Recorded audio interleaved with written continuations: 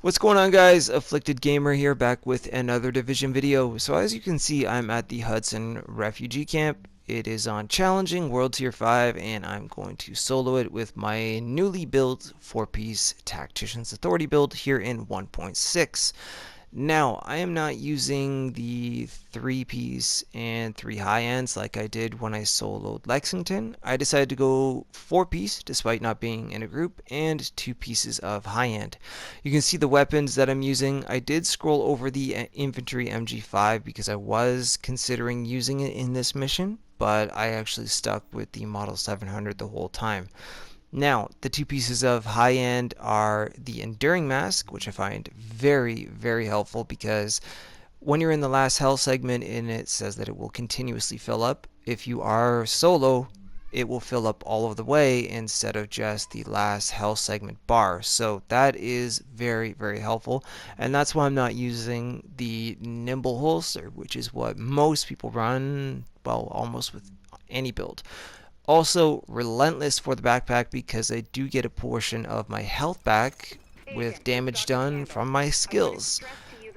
If you're running a build where you are not a DPS tank or anything of that sort, if you have to rely on your skills, like with a build Tactician's Authority, then any portion of getting your health back is going to be extremely helpful, no matter what situation you're in.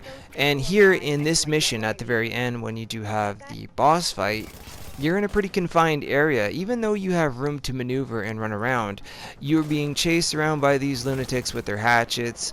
You've got heavy machine gunner bosses. You've got the main boss with a turret. So, you know what? Anytime you can get your turret down or seeker mine out, whatever damage it does to any NPC at all, you are going to get some of your health back, and I find that very, very helpful. And like I said, Enduring I find to be a very, very useful mask, and I think it could fit in pretty much any build whatsoever. But I'm going to get into the mask in a separate video, but I wanted to explain the reasons why I chose those 2 pieces of high-end gear over anything else. Now, the 4-piece Tactician, well, the thing that I did differently, a lot of people go for skill haste or skill power as their major attribute.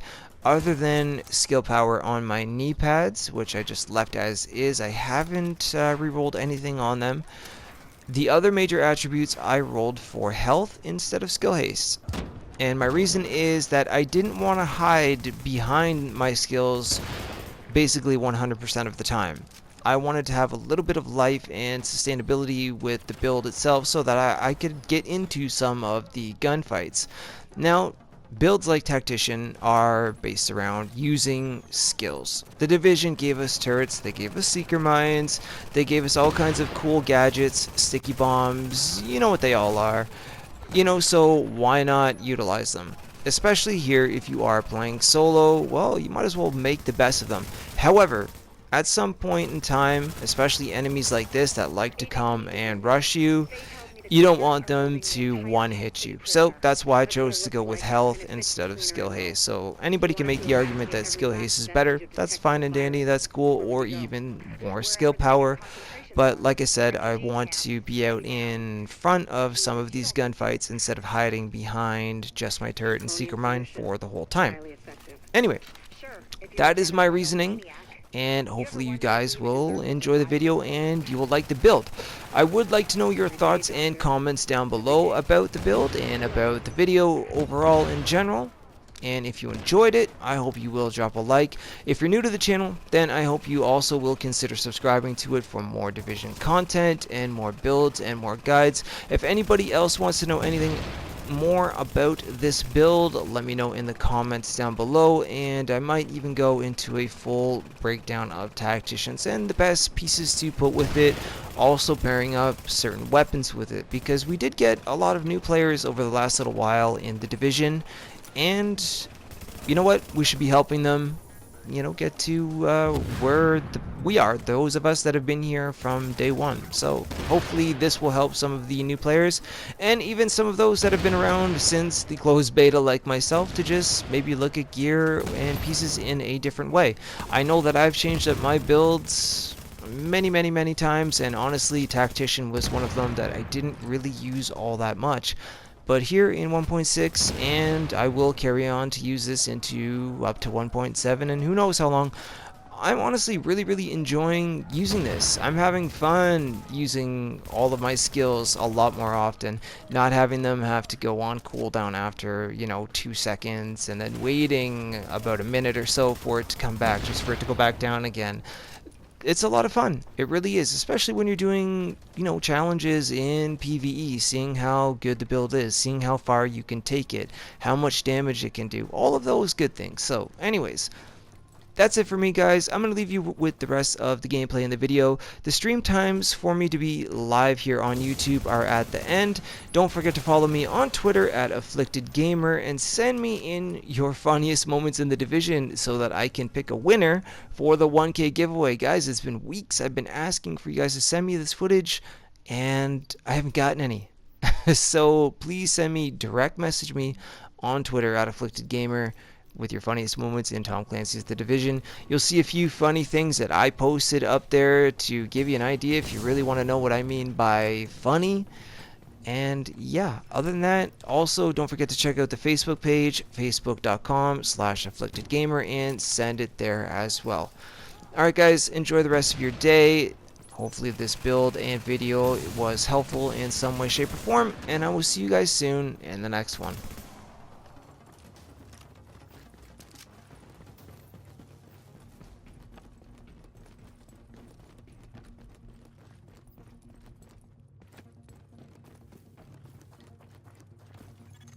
Warning. Contamination levels increasing. You hear that, Agent? You're walking into the teeth of it. Don't forget what I said about keeping any infected refugees alive.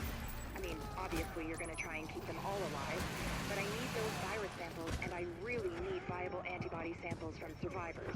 So keep them extra alive, I guess. You know what I'm saying. I'm going back to work now. Candle out.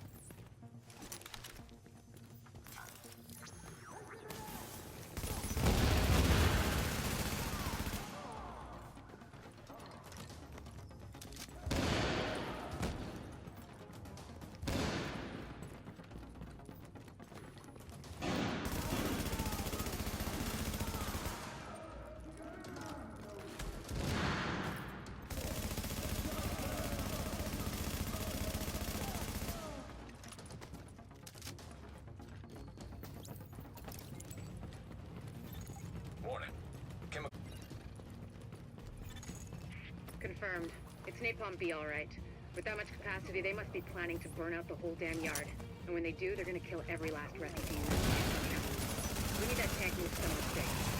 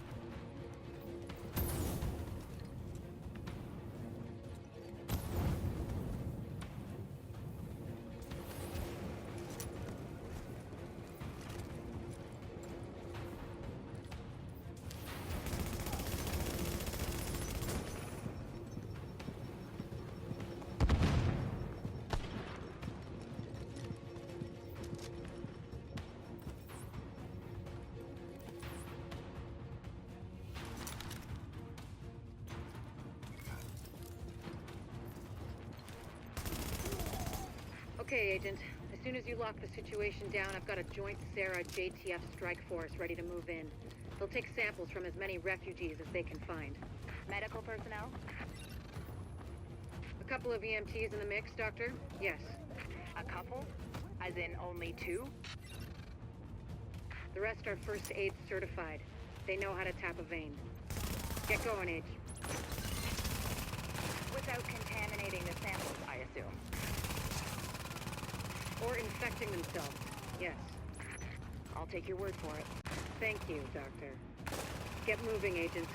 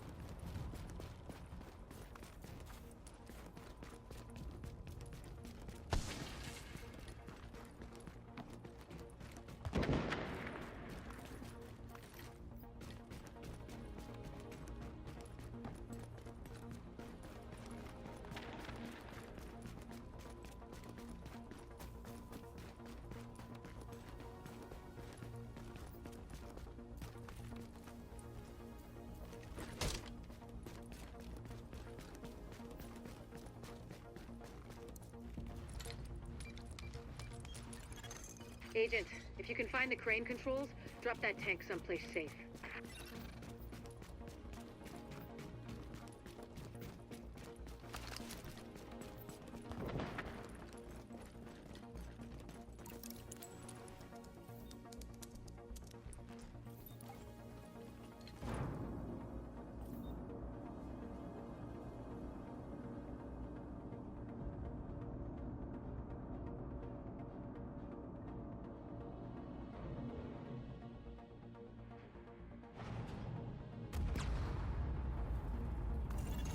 That should do it, Agent. Solid work. Yes, good work. Now, sample team, listen up. Like I was saying, I'm gonna need those blood samples labeled and organic factors. Let's move this discussion to a different channel so we don't bore the agent.